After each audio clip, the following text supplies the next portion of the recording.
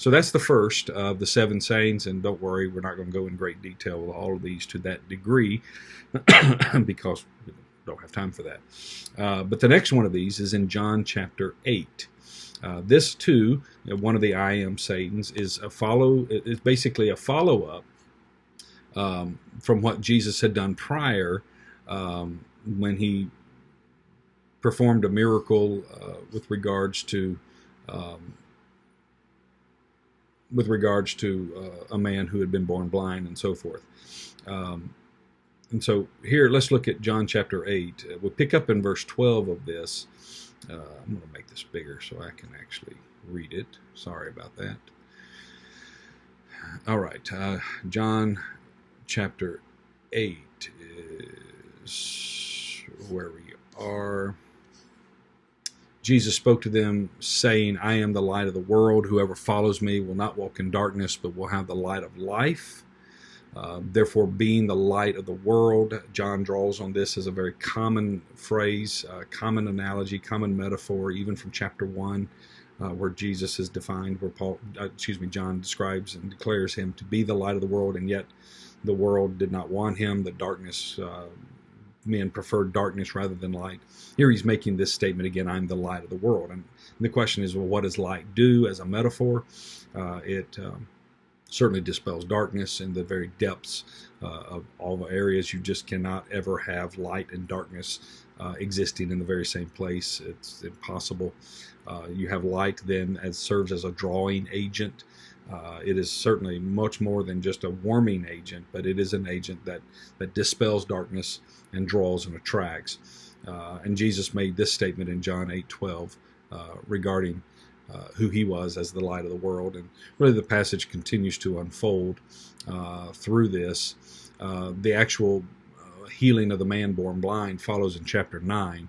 So what is happening then with regards to Jesus being the light of the world sort of serves as a precursor to that, in addition to just continually clarifying who he is and seeing the rejection of the Jews regarding that, how they rebuffed him at every opportunity simply because of the statements he is making about himself. So that's Jesus is the light of the world. John 10 is where we have the very familiar metaphor that is a carryover from Psalm 23, where the Lord is our shepherd. Jesus makes a couple of statements about who he is with regards to being good in the very essence of being divine, godlike, and serving as a shepherd that protects, that guards, that provides, nurtures everything that you might understand a shepherd to do. He is also now doing this in the context of the greater fold of those who would come to him by faith. So John chapter 10, verse 7 is where Jesus says, Truly, truly, I say to you, I am the door of the sheep. All who came before me are thieves and robbers, but the sheep did not listen to them. He states again in verse 9, I am the door. And then he says that if anyone enters by me, he will be saved and will go in and out and find pasture. The thief comes only to steal and kill and destroy. I come that they may have life and have it abundantly. And then he follows up with another of the I am statements, in which he says, I am the good shepherd. What does the shepherd do? The good shepherd lays down his life for the sheep. He compares that to the hired hand or the hireling. He's a hired hand and not a shepherd who does not own the sheep, sees the wolf coming and leaves the sheep and flees. The wolf snatches them, scatters them. He flees because he is a hired hand, cares nothing for the sheep. The statement then again is made, I am the good shepherd. I know my own know me, just as the Father knows me and I know the Father, and I lay down my life for the sheep. Verse 16 is what ultimately applies to us 2,000 years later. And I have other sheep that are not of this fold. I must bring them also, and they will listen to my voice. So there will be one flock and one shepherd. So making this definitive statement about his goodness, first of all, as being equal in terms of the nature of God the Father, equal and divine. Then you have the image of the shepherd, in which he performs the duties of a shepherd with great compassion and care, watchful tenderness, and certainly full authority over those that would come to him. Now, John chapter 11, you're familiar with the sign, I'm sure. That is the raising of Lazarus from the dead, since that's the last of the major signs that you guys were to be working on and speaking to. The application or the way in which that sign is pointing to Jesus is confirmed by Jesus' own statement in chapter 11, verse 25. The nature of that part of the conversation is when Jesus is now engaging with Martha, and she is obviously distraught over the death of her brother. She comes to him, basically meets him, runs to him, and just pours herself out to a degree, but sort of chides him as well.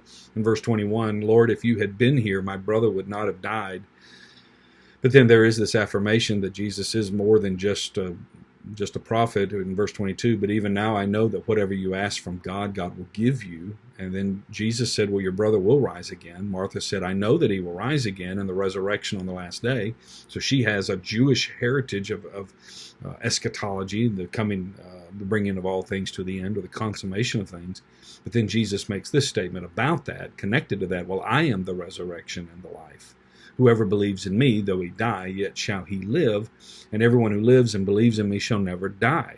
And then he asked the penetrating question to her, well, do you believe this? And she said to him, yes, Lord, I believe that you are the Christ, the Son of God, who's coming into the world. And so that's the bridge for everyone. As we are presenting the gospel, we're confronting them with regards to the nature of resurrection and the reason for the need for a resurrection, and how Jesus alone provides that. So Jesus then raises Lazarus from the dead to show forth that he indeed is the resurrection and life, and certainly as a precursor, as a foreshadowing to his own resurrection.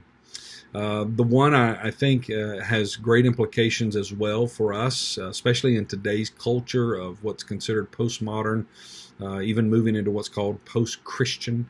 The postmodern, post-Christian culture is now the idea of inclusion of all beliefs, all things, all truths, even defining truth based upon that which is relative to you, how you define it, how it applies to you. There is the rejection then of anything authoritative or anything that is a standard that should measure all people at all times. That's the culture we've been sort of engrossed in for some time, just the continual flare-ups and overflows of just the heart that emits these kinds of rejections of authority and truth. And Jesus is teaching his disciples in 14, preparing them. Basically, isn't just teaching, but it is preparing them and encouraging them for what's coming ahead in terms of his own passion. And in this, he begins by making the very familiar passage, which you've probably heard at plenty of funerals. Let not your hearts be troubled. Believe in God. Believe also in me. In my Father's house are many rooms. If it were not so, would I have told you that I go to prepare a place for you? And if I go and prepare a place for you, I will come again and will take you to myself, that where I am, you may be also. And you know the way to where I'm going. And Thomas then responds in verse 5 saying, well, we don't know where you're going. How can we even know the way? And then Jesus makes the statement, the definitive statement that solidifies biblical worldview, Christian worldview, and the exclusive nature that if you're going to approach the person of God, even the sovereign creator of all paths do not get there. The only path that truly makes it to the very throne room of the Almighty Creator is through Christ. And Jesus says this in verse 6, I am the way and the truth and the life. And then he applies that in this way. No one comes to the Father except through me. So that I am statement is paramount for our affirmation of the necessity of teaching and preaching and proclaiming and evangelizing with the gospel as the only means by which people may understand and recognize what true light is, that they may find genuine satisfaction of their soul. As bread satisfies the stomach, so the bread of life, that is Jesus, satisfies the soul and the heart. Only through Christ alone do we have the true light that dispels the spiritual darkness that engrosses us. Only through Christ then And Christ alone then does he serve as the door for sheep by which they may enter, and then he is the ultimate good shepherd of our lives, our souls, and all those then who enter in this way. And so all of these I am sayings then really find their connection to Jesus's definitive statement in 14:6. When he says, I am the way, he's talking about certainly a path. He talks about truth as being an absolute standard by which all things are measured, and life, namely spiritual life, the very thing that is needed in order for a person to be able to know and relate to the sovereign God. And so Jesus makes that definitive statement unashamedly. And folks, guys, listen, as followers of Christ, I can't say this any more clearly. As followers of Christ, it is a non-negotiable for us to affirm the exclusive nature of the gospel of Jesus Christ as the only means by which a person may know the sovereign creator of the universe. You may be a little young for Oprah, but Oprah's theology is very different. And she espouses the idea of all religions end up in the same place. And there are even those who profess to be followers of Christ that buy into that lie, reject the exclusive nature of Jesus's claims, and it is not compatible in any way. So when you are graciously, lovingly, reverently, patiently, kindly, sweetly, softly evangelizing your friends or loved ones or the person that God has crossed your paths, this still is going to be a rub for people to hear you say, but Jesus is the only way, the only truth, and the life, and no one comes to the Father except through me. For believers, as well as ultimately for those who were connected by way of Jews as serving as by the imagery of a vine that Isaiah chapter 5 specifically points to, Jesus in John 15 made the statement, I am the true vine, and my Father is the vine dresser. And you can certainly do plenty of reading on that. But for the sake of time, I'm going to close us off here. I don't want to drag this out too much. But John 15:5, I am the true, authentic, true being, not just the opposite of counterfeit, but true in the essence of everything that the Old Testament vine of the people of God was to embody. Jesus is the perfection of that, and therefore the Father, being the vine dresser, is the one who cares and ultimately tends to the very branches that are connected to Jesus the vine, as we see from the gospel on the grounds by grace through faith alone. So those are your 7 I am statements. I am the bread of life, the living bread who descends from heaven, the light of the world, the door for the sheep. I am the good shepherd, the resurrection of the life, the way, the truth, and the life. And I am the true vine. 1, 2, 3, 4, 5, 6, 7. Let's see. 1, 2, 3, 4, 5, 6. Yeah, that's it. Where I am the bread of life and I am the living bread which descends from heaven in John 6 are obviously carryovers and connections, connected as one. All right. So with regards then to the rest of the theological themes, you can see on the PowerPoint that our authors in our textbook give us 9 of these themes.